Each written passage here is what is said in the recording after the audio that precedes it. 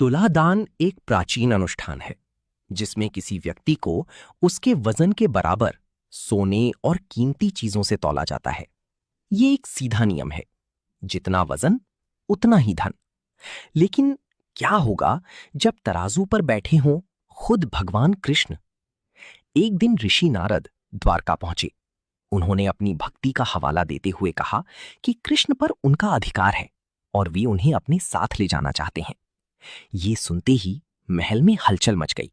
रानियां घबरा गईं। तभी नारद ने एक शर्त रखी। उन्होंने कहा, अगर रानियां कृष्ण को रोकना चाहती हैं तो उन्हें उनके वजन के बराबर सोना और रत्न देने होंगे। रानियों ने तुरंत हामी भर दी। उन्हें लगा इतना धन तो द्वारका में बहुत है। शहर के बीचों बीच एक विशाल तराजू लगाया गया। एक पलड़े में शांत भाव से कृष्ण बैठ गए। दूसरे पलड़े में सोना रखा जाने लगा। पहले कुछ सोना रखा गया, फिर और ज्यादा। रत्न आई, खजाने आई।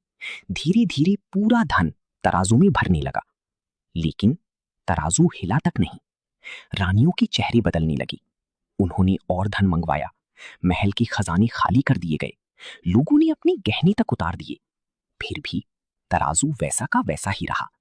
अब डर बढ़ चुका था, कहीं सच में वे कृष्ण को खो न दें। नारद चुपचाप खड़े थे। उन्हें यकीन था कि अब जीत उनकी ही होगी, क्योंकि सीमित धन कभी अनंत को नहीं तौल सकता। लेकिन यही कहानी बदलती है। कृष्ण ने रुक्मिणी को बुलाया और धीरे से कहा, सब कुछ हटा दो। रुक्मिणी ने बिना सवाल किए सारा सोना हटवा दिया। पूरा तराजू खाली हो गया। लोग हैरान रह गए। अब वहां कुछ भी नहीं था। फिर रुक्मिणी आगे बढ़ी। उन्होंने थोड़ा सा सोना रखा और उसके ऊपर एक छोटा सा तुलसी का पत्ता। जैसी ही तुलसी रखी गई, तराजू जोर से हिला और कृष्ण वाला पलड़ा ऊपर उठ गया। सब कुछ संतुलित हो गया। पूरा आंगन सन्न रह गया। नारद भी चौंक गए।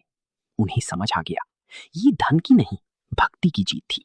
जहां सच्ची श्रद्धा होती है, वहां भगवान खुद अपनी भक्त के अधीन हो जाते हैं।